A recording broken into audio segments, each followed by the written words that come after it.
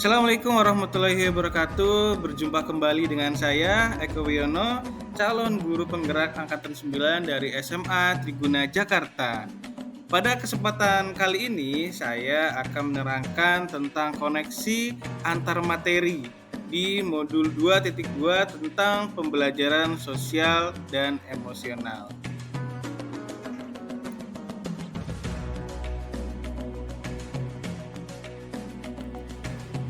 Kita sebagai pendidik tentunya pernah mengalami perasaan emosi dalam diri kita, seperti marah, kecewa, khawatir, sedih, atau bahkan stres karena tumpukan tugas yang begitu banyak. Lalu, bagaimana cara kita mengontrol diri kita sendiri? Agar kita dapat mengontrol diri kita, maka kita akan mempelajari pembelajaran sosial dan emosional dan juga keterkaitannya dengan materi-materi pada sebelumnya. Tetap simak video kali ini ya.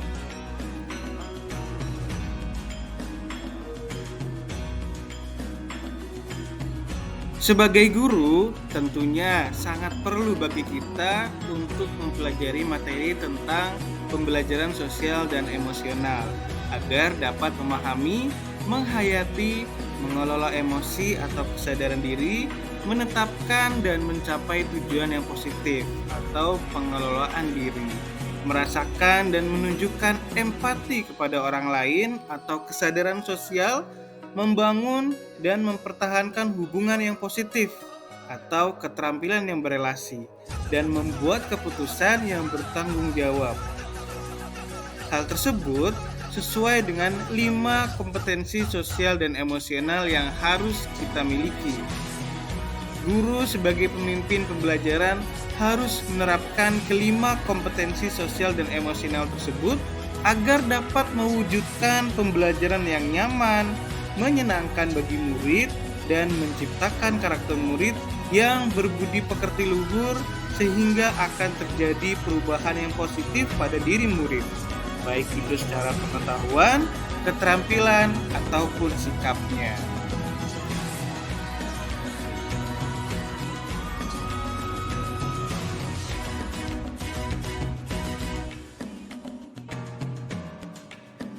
Keterkaitan antara pembelajaran sosial dan emosional dengan modul 1.1 Filosofi Pendidikan Nasional Ki Hajar Dewantoro.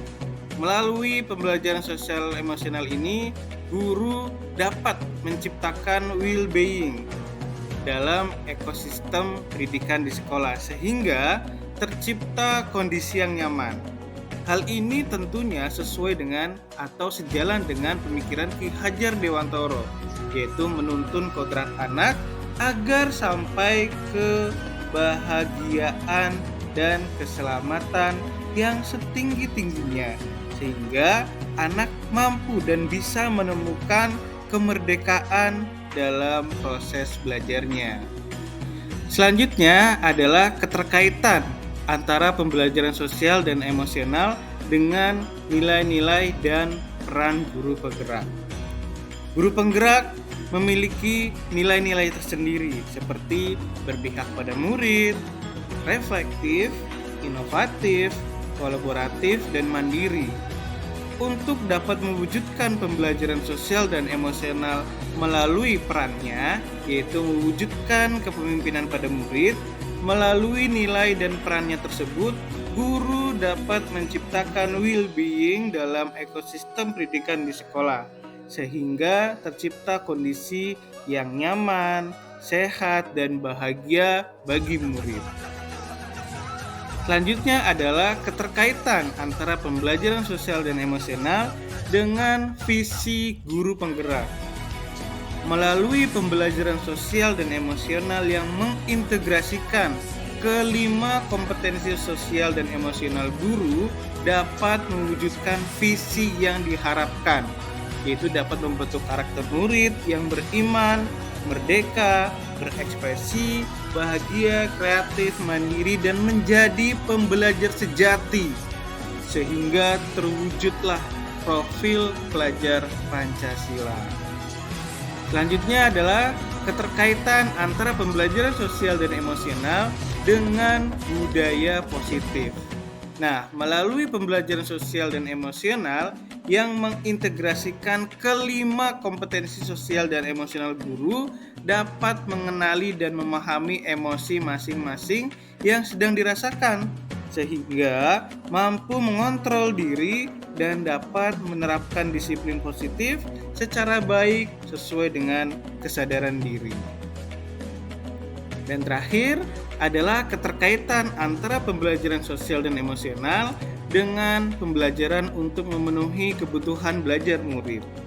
Nah, melalui pembelajaran sosial dan emosional ini, guru dapat melakukan pembelajaran dengan menggunakan beberapa teknik seperti identifikasi perasaan, identifikasi emosi, menulis ucapan terima kasih, sampai bermain peran.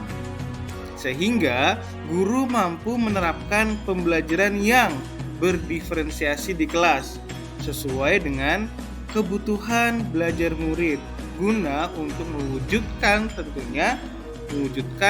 merdeka belajar itu sendiri.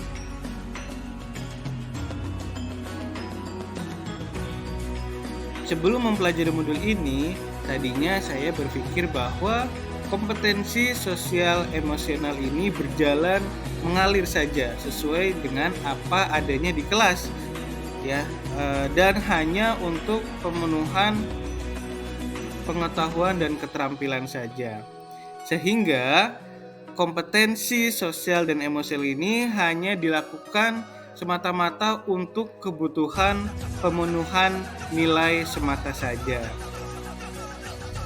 Dan ternyata dengan adanya materi pembelajaran ini, kompetensi sosial emosional dalam calon guru penggerak ini semakin menambah wawasan saya mengenai bagaimana saya harus bersikap serta mengelola emosi saya, dan bagaimana saya harus bisa berpikir matang dalam pengambilan keputusan.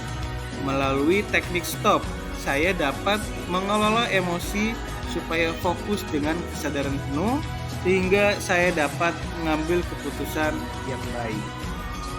3 hal yang mendasar dan penting yang saya pelajari adalah: yang pertama, menerapkan 5 kompetensi sosial dan emosional, yaitu seperti kesadaran diri, manajemen diri, kesadaran sosial, keterampilan berelasi, dan pengambilan keputusan yang bertanggung jawab. Yang kedua, menerapkan praktik kesadaran penuh atau mindfulness dengan menggunakan teknik stop, take a breath, observe, dan proceed, atau teknik yang lain yang sesuai.